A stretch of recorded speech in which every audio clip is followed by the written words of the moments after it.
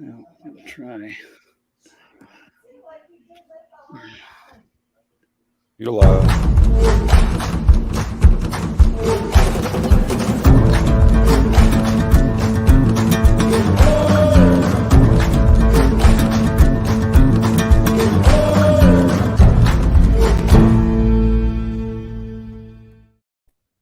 Good evening, everybody, and welcome to another edition of the Sports Exchange with the A Team. Yes, the A Team.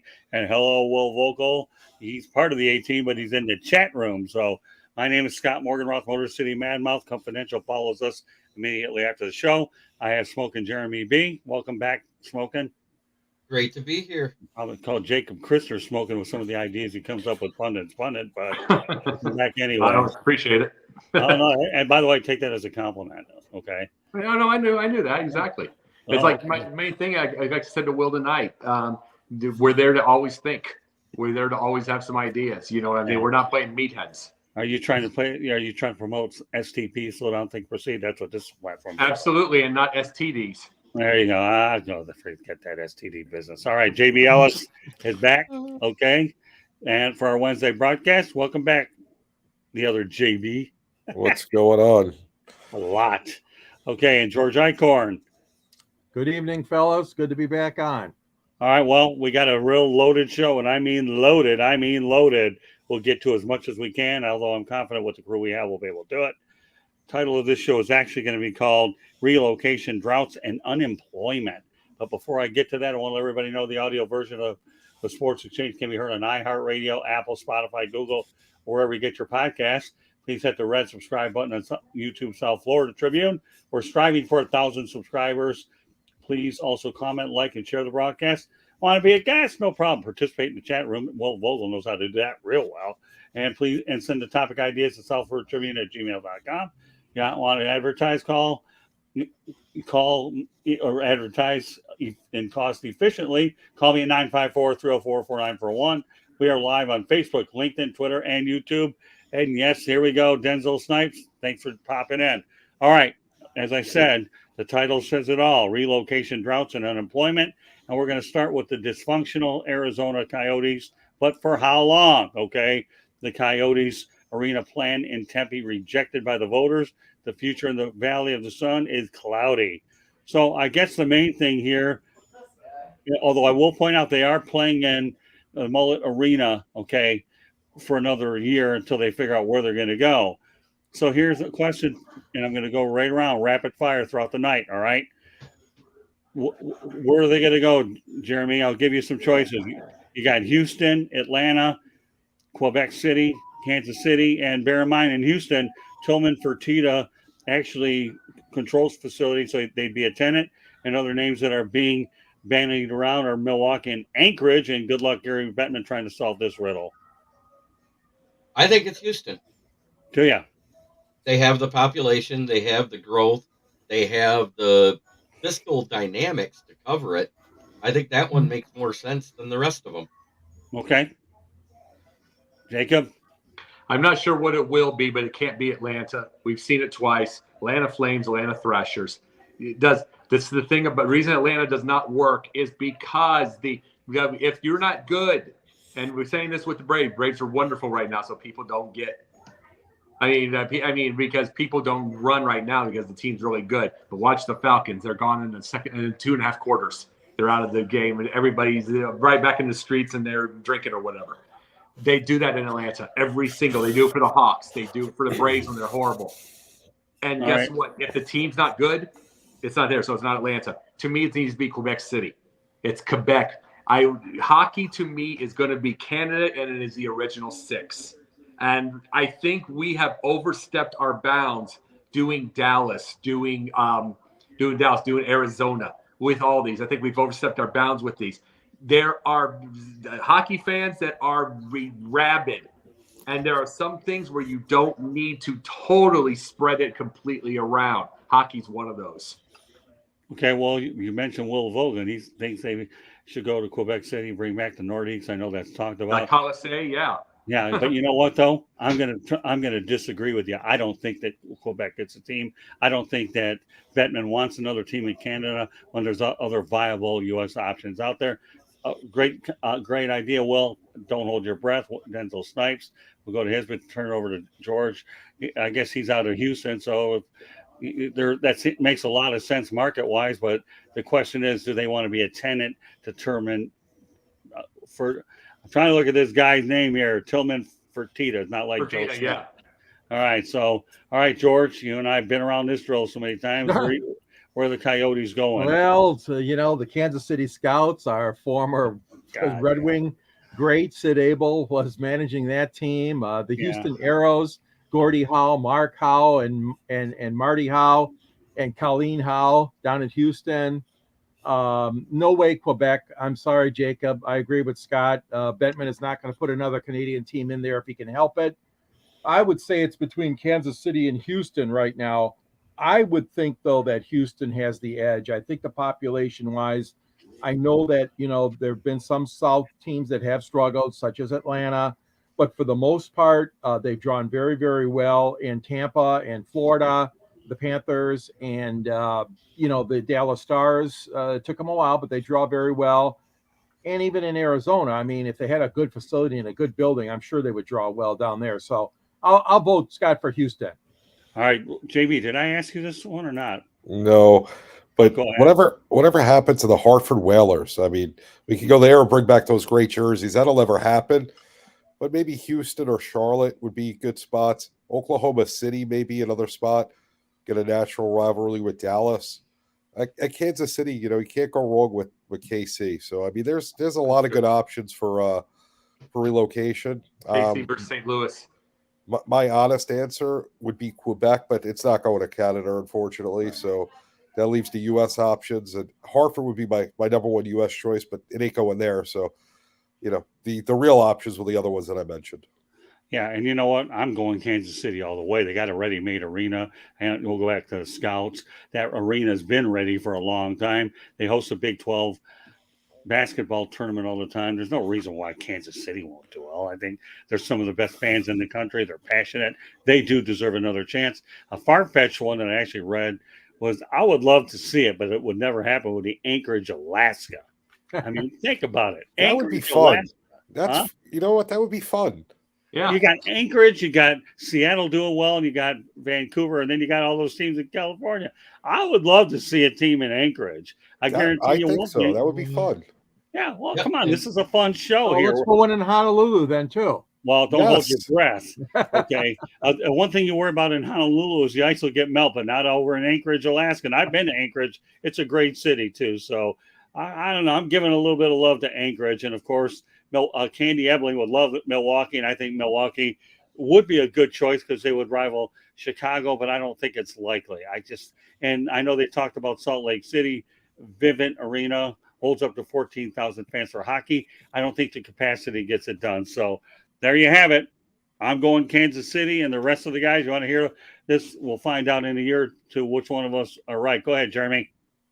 In Anchorage, Alaska, where they would have to worry about the ice melting is in the summer, because that actually gets upwards of 100 degrees in July during that 30 days of day. Yeah, but I never remembered a hockey team playing into July, so I'm not going to worry about it. The only thing I'd worry about in Alaska, believe it or not, and I've been there before, is the 22 hours of daylight where your body is really out of whack. Then you're in a different stratosphere. So, all right, one more topic with the NHL, and yes, Will Vogel. Okay, I have to. Man, this kid's on top of his research. What the hell's the matter? But yeah, well, I'll answer that. Nothing. Okay. So, but let's go ahead to the chat room. And George, you're going to start reading this kid's chat, because at this particular point, he is fast, and I don't talk faster than he writes, whether or not. So, well, you know what? He talks about Canada having a drought for 30 years. So let's talk about this. NHL, the last time these teams won a cup, we're going to start with the Final Four first, okay? Carolina's been 2006. Dallas 1999, Florida Panthers never, Vegas Golden Knights never. The last time a Canadian team won was in 1993 when the Montreal Canadiens pulled the trick. Okay, and then you have Edmonton in 1990, Calgary Flames 1989, and the Toronto Maple Leafs. Oh my goodness, that's a tough one. 1967. Compound that with the fact that Ottawa, Vancouver, and Winnipeg have never won a cup. And yes, as we mentioned, it's been 30 years since Canada's won a Stanley Cup. That's loaded, Jeremy. Where are you going with it? Wow. I figured that.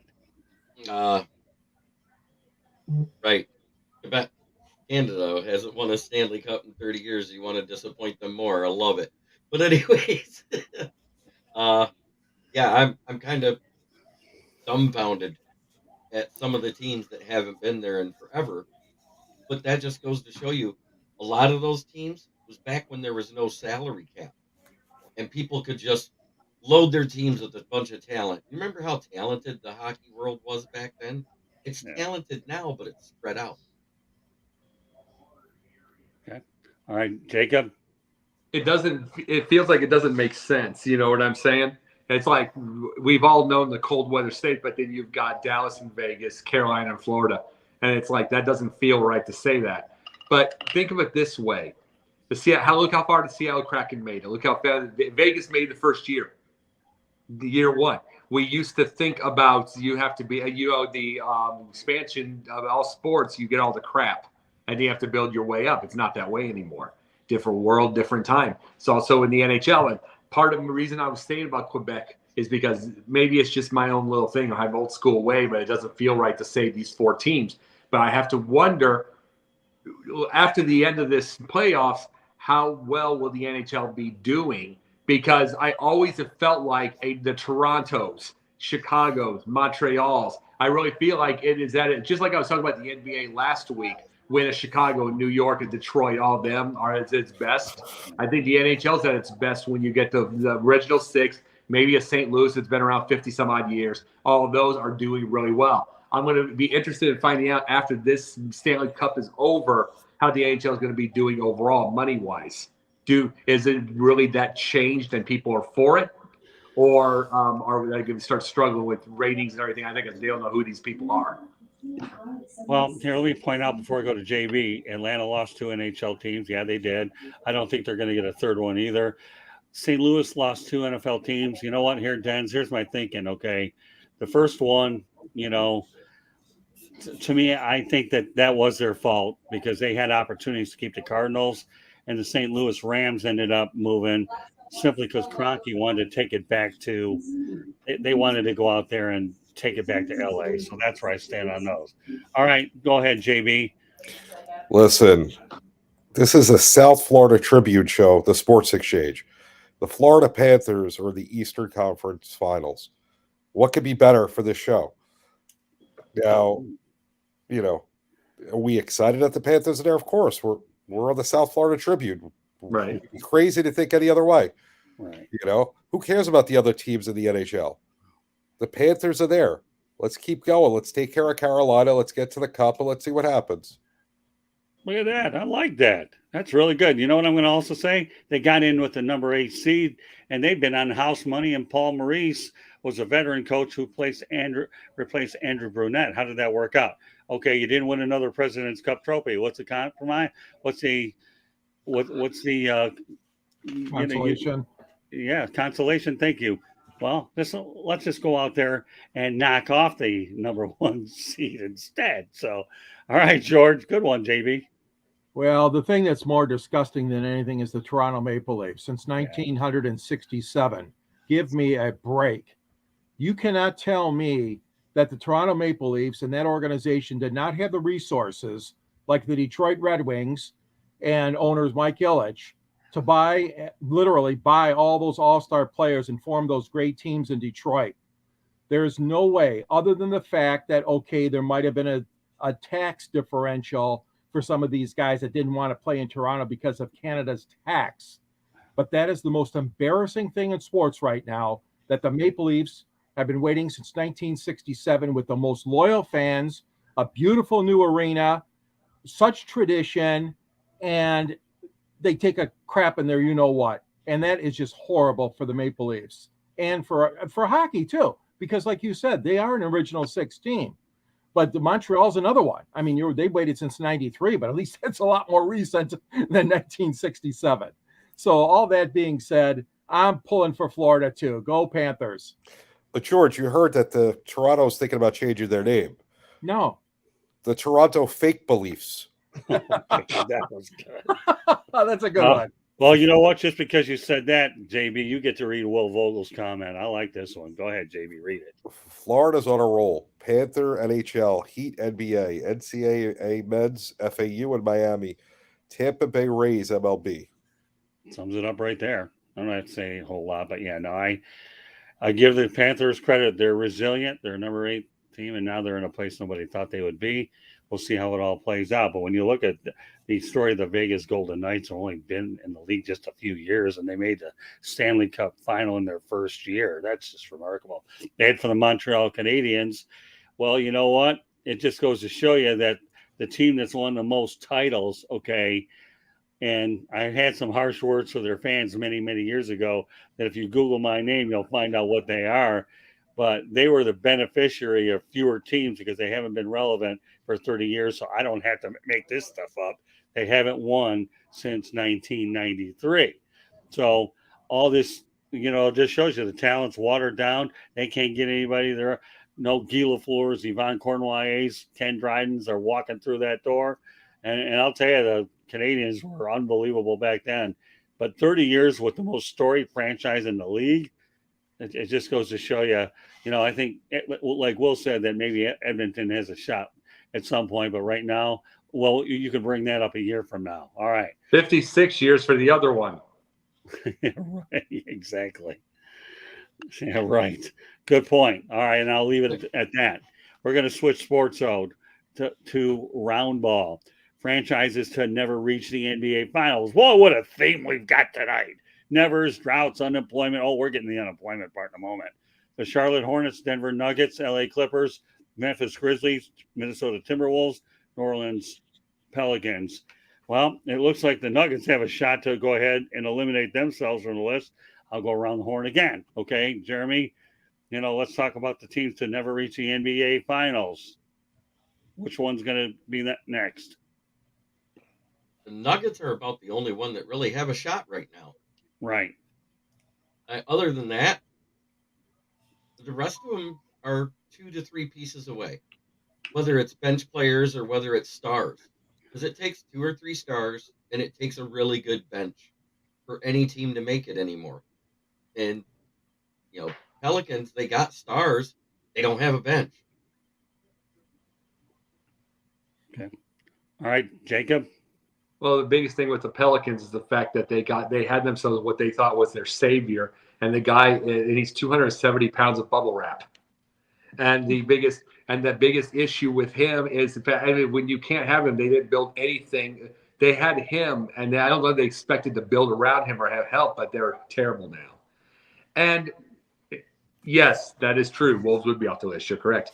Now, here's the thing about that. To me, watch Denver against LA right now. They have the team. They have the offense. They could easily take a game in LA and then finish it off at home.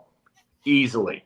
They've got it. They've got an offense to keep that up. You've got to remember one thing about Golden State is they just weren't. They did not have the offense. They were 11-30 on the road, and so they just weren't going to do any of that kind of stuff on the road in the playoffs. This Denver team's got. See, the Golden State was very, very much inconsistent all year. Denver has not been. It just hasn't. And they can go on the road and take one, then finish off wherever it is, 4-1 or 4-2 on LA. They're tough, so I think they can get to the finals. Regardless of what anybody thinks about being at LA versus Boston, and the NBA might want that. But I don't know if LA's got enough as far as defense to stop Denver. That's a pretty powerful offense. Okay. Well, you know what? We'll turn it over to JB. Listen, it's Denver. Denver's making it this year. It's a loaded question. They have the guy who could have been MVP. He, was 1-1A. It really wasn't much difference. They're a really good team. They're going to end up making the finals. Now, if you ask who the next team is, that would have been a great question because I don't think any of them are making it anytime soon.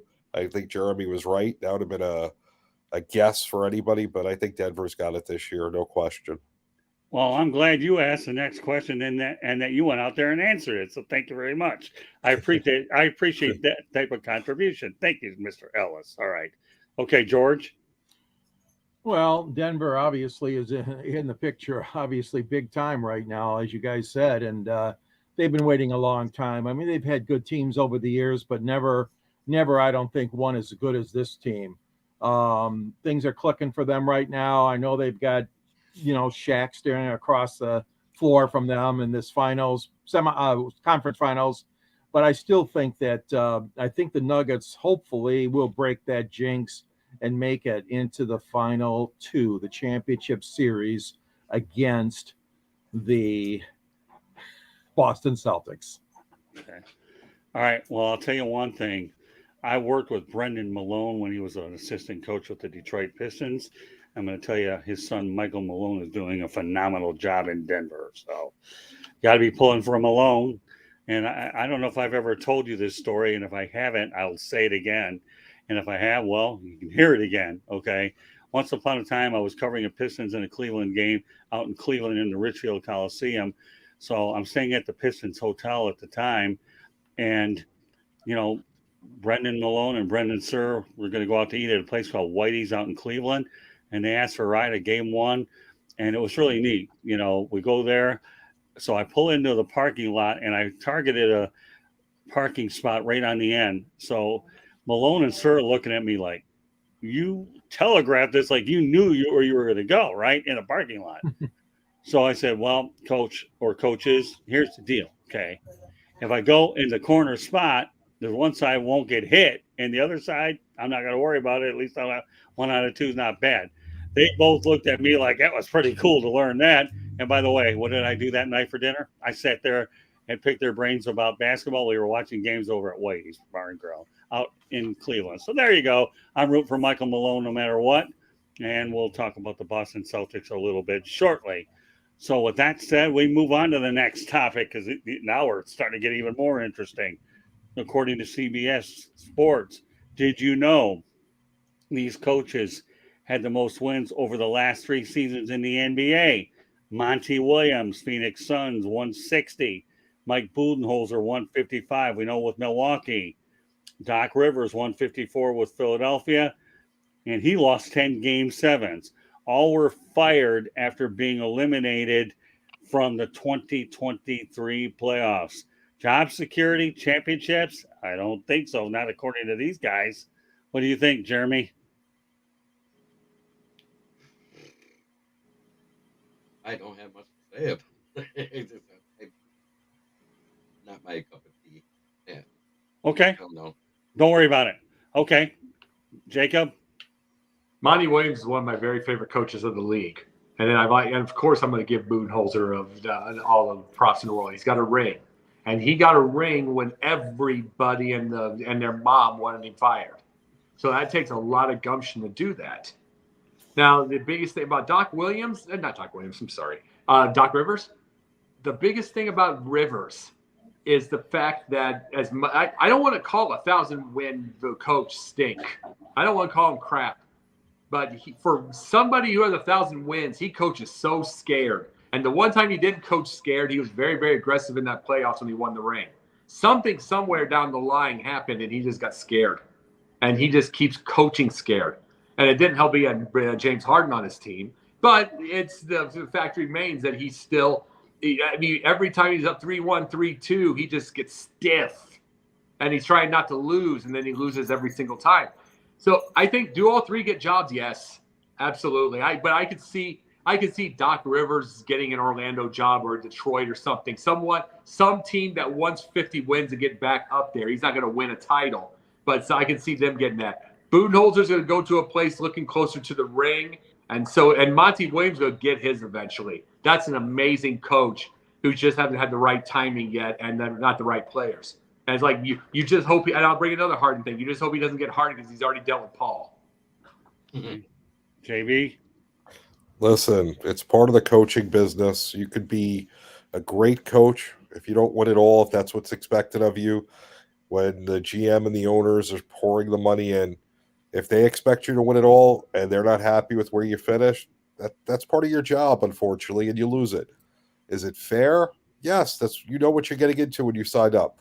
Doc Rivers, on the other hand, listen, he, to me, is not a good coach. The whole Ben Simmons situation from the beginning. He mishandled. I'm not saying Simmons is right, but he could have handled that so much better and, could have solved that whole situation before it happened. He's horrible in game sevens. He's horrible with a lead in the second and the finals. The guy is just not a winner. I don't really care. You could win as many games as you want in the regular season. Ask Yankee fans how making the playoffs. What does that make? What does that do for you? We won a World Series, or it's not worth it. We wasted our whole season. Well, Doc Rivers coached the Yankees. No, thank you. We don't want him. Well, he'd have a heart attack. That's all. Don't they already have him in Aaron Boone? Pretty much.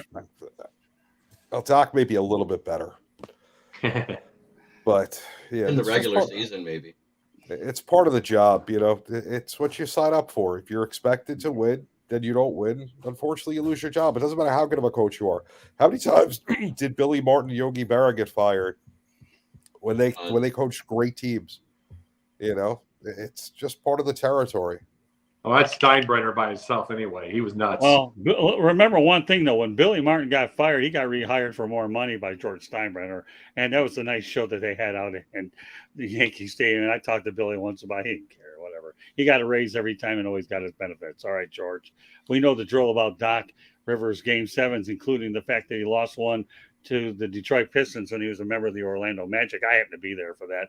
And I believe Rick Carlisle was a coach. Take it from there, George. Yeah, Will Vogel made a nice comment. He says, I like Monty and Budenholzer, but Doc has struggled ever since Boston, in my opinion.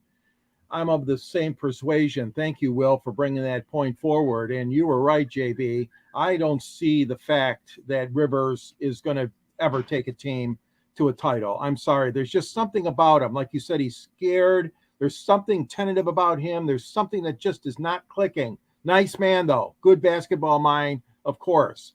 The interesting thing is the Pistons supposedly here in Detroit have gotten down to their three final candidates: the assistant in Milwaukee, the assistant in Oklahoma City, and the former UConn coach, Kevin who's Ollie. the leading candidate. So now what do? They're flying all these guys out this week to Los Angeles to meet Tom Gores, the owner. And now you've got three premier coaches available. Right. So I don't know what the Detroit Pistons are going to do. I don't know if they're going to go ahead with one of the three that they supposedly are the finalists, or are they going to reopen it up? Very interesting situation in Detroit because of the fact that these three guys have now become available. Go get Doc. Go get Doc. All right. Well, you know what?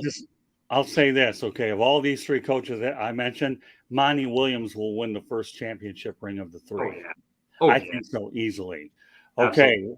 One more topic with the NBA, then we go to the sports town of the week. Want to make sure that JB and Jacob get over to Confidential in plenty of time, but this one too is like another doozy with the dismal dismissal of Williams. Every NBA coach with the best record the last 6 seasons is no longer with the team. First of all, Mike D'Antonio was fired by the Rockets, best record in 2017-2018. Mike Budenholzer fired by the Bucks, best record 2018-19, 2019-20, 22-23. Quinn Snyder, by the way, recently hired by the Atlanta Hawks, was fired by the Jazz 2020, 2021 as a best record. And as I just mentioned, Monty Williams, fired by the Suns 2021, 2022, best record. And this is according to the Basketball Network. A couple coaches out there that are still available that I didn't mention.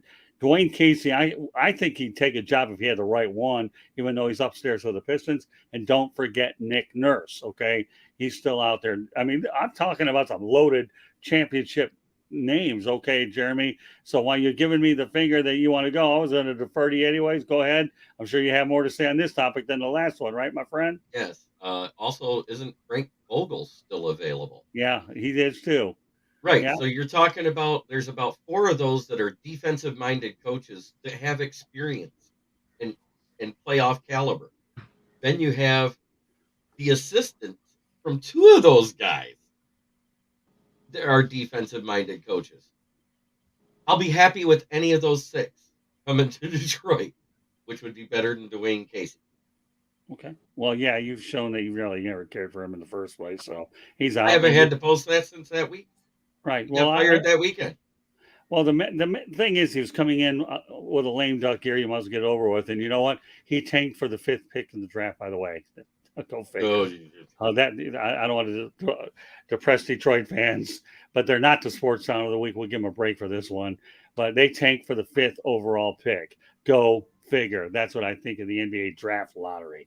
All right, Jacob. Oh, I love Frank Vogel also.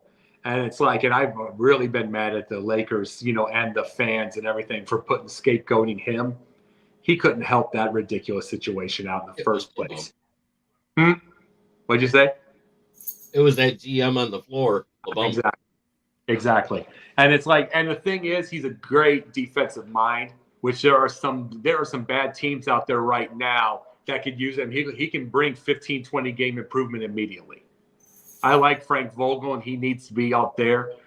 Monty Williams that goes without saying, but I'm not going to give him with the crappy teams. I'm going to think he's the final piece of one team somewhere. It could easily be Philly. Could easily, as long as one certain player is not going to be there. But it's like but I'm saying is it could easily be Philly. Get Embiid a real sidekick, and then you get that coach, and they can do it. And it's like, and I like Nick Nurse. Nick Nurse has a ring. Frank Vogel has a ring. These are going to be coaches that stick around over there. And then guess what? Sam Cassell's around. There's going to be someone that gives him a chance. And he's a great motivator. Well, one guy I'd like to see get a job would be Mark Jackson. Is what I would. To me, it's a mystery why he's never gotten another job. And I want to mention something. I don't know if I brought it up earlier or not, but I did mention it on Pundit's Pundit. Okay, when you talk about the Memphis Grizzlies not winning a title, well, you know what? I don't think they're going to win another one for a while. I think John Morant should be suspended for an entire year. That's my opinion after what he did. I mentioned that Pundit's Pundit. I want to reiterate here. Okay, JB Ellis, go ahead. Listen, I mean, all these guys are good coaches. It doesn't matter where they end up. It's a matter of the right fit, having the right guys in their system. That's why the GMs need to sit down and figure out who they have on their roster, what type of system they're going to fit in, because everybody runs a different system. So it's about looking at the coach and their style and getting the right guy for the right team. And if you just want a guy because you want a guy, then you may have to change up who you have or make moves to get the optimal team, or you may just, not play at the top level right away. Okay. George? Yeah, a lot of good guys available out there. I agree. There's a lot of openings, and there's a lot of great men out there that can coach this game. And, again, Detroit, it just did not work out for Dwayne Casey. I mean, he had a good team, a good thing going in Toronto, and couldn't complete it. But, I think that, if these guys want to teach some defense, I mean, all the more power. I mean, if I'm a head coach and I'm seeing what's going on in this league, I'm going to start teaching some defense better. And I think that the teams that can play defense, can play it effectively, are going to be the ones that are going to advance in the playoffs.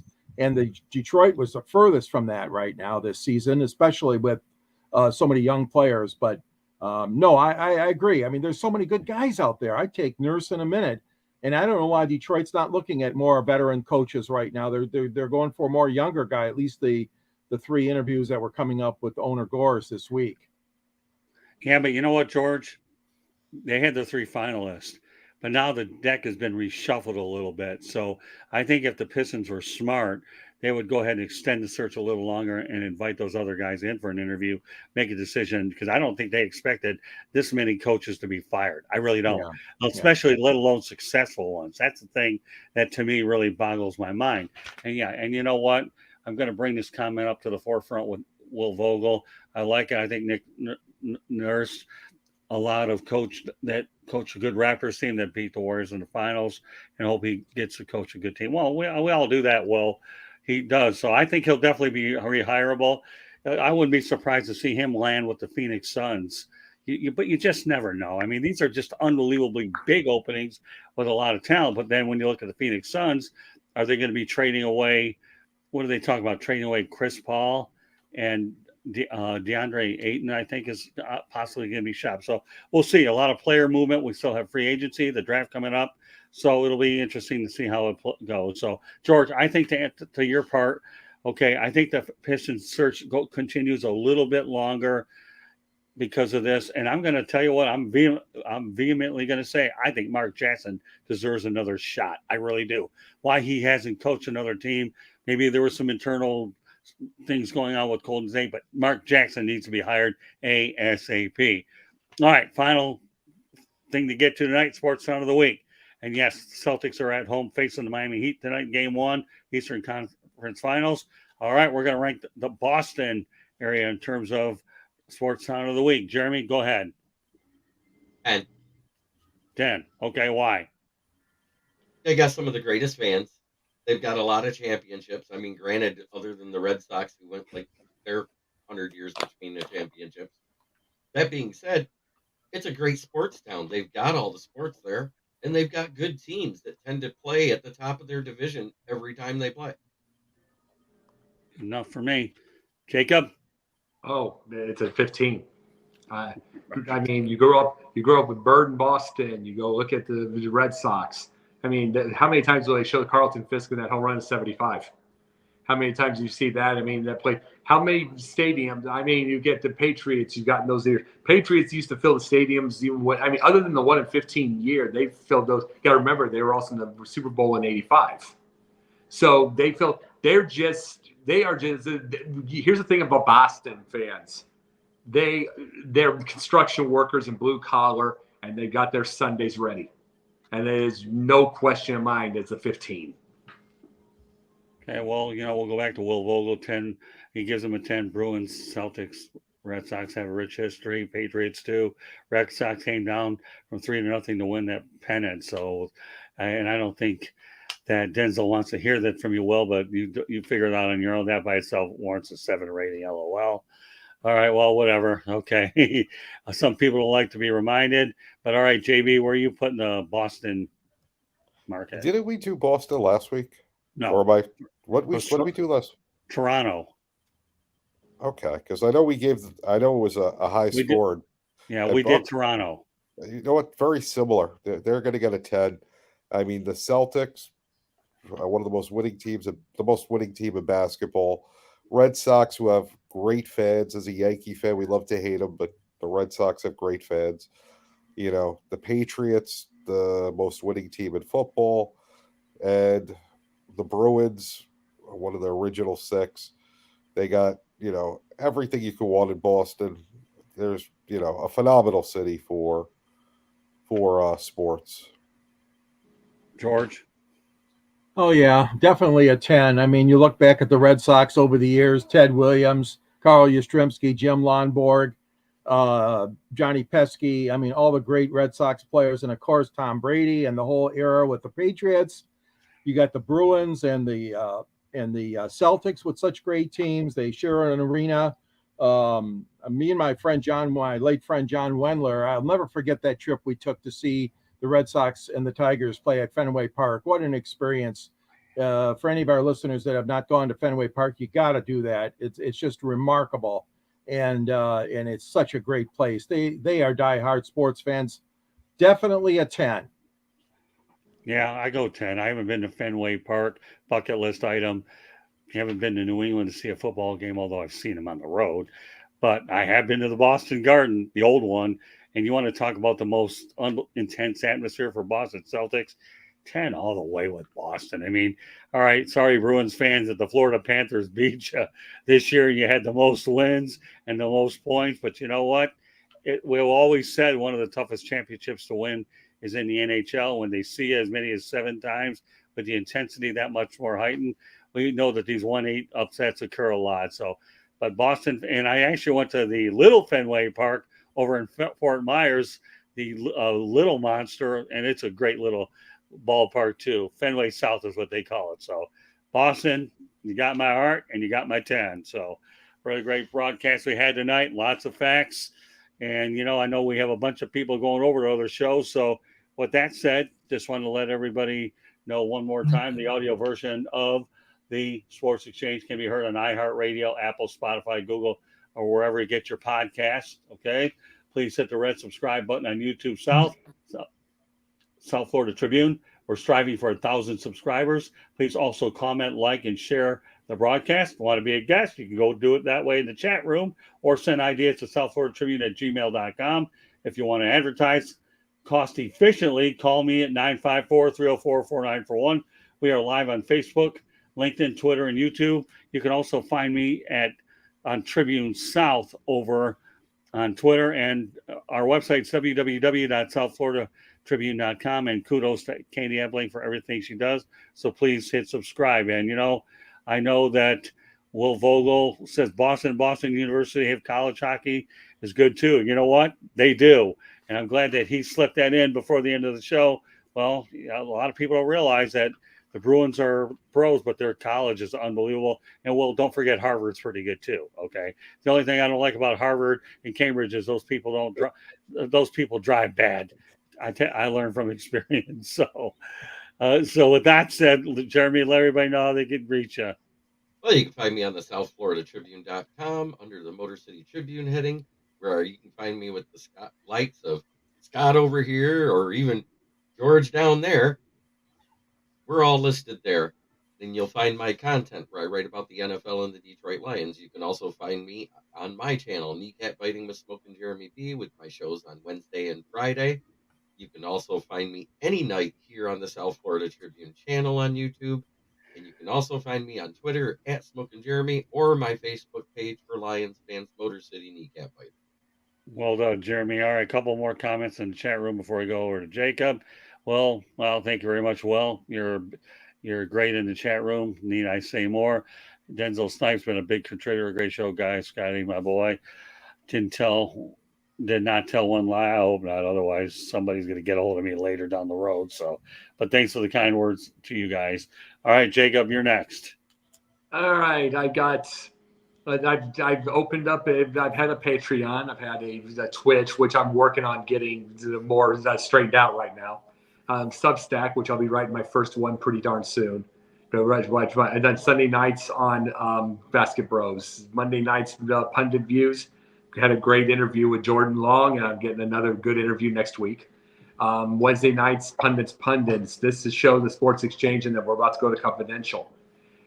Working on getting Yin and Yang back, and then Fridays when they need me is Gauntlet,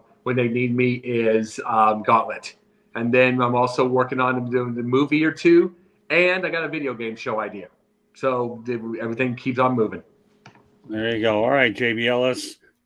JB_ the program, Sideline Sports Tuesday at 8:30, Confidential tonight at 10. All over the Sideline Sports Network. Here with Scott with the South Florida Tribune. And everywhere else. You never know. Okay, George. Yeah, I got a book, Detroit Sports Broadcasters on the Air. It talks about all the history of Detroit sports broadcasting. It's available. There's a link at the end of my column, which is on the Motor City Tribune page. And you can also find Scott in the book and all kinds of great sportscasting, Ernie Harwell and Ray Lane, George Kell, so many great voices we've had here in Detroit. You can reach me at gicorn@yahoo.com and also on Twitter at SanGSports99. And you can read me also in the Detroit Monitor locally. So good to be part of the show as always. Well done, guys. I know they got Confidential coming up. So meanwhile, this concludes this edition of the Sports Exchange, Relocation, Droughts, and Unemployment. Well, we went through a lot of them. So there you have it. We'll track all these in the coming weeks to see who finally lands, since we went through the trouble of why they lost their jobs and why teams are going to relocate. Well, we only talk about the Coyotes now, but nevertheless, some things aren't going to change for a year. Canada's going to have to wait another year to win a Stanley Cup. So we'll see if it hits 31. Coyotes, who knows where they're going. And it'll be interesting to see how all these coaching scenarios play out. So on behalf of Smoke and Jeremy B, Jacob Christner, JB Ellis, and George Eichhorn, my name is Scott Morganroth of Motor City Manmouth. Thank you for joining us on this edition of the Sports Exchange. We will see you next Wednesday on this edition of the Sports Exchange. Good night, everybody.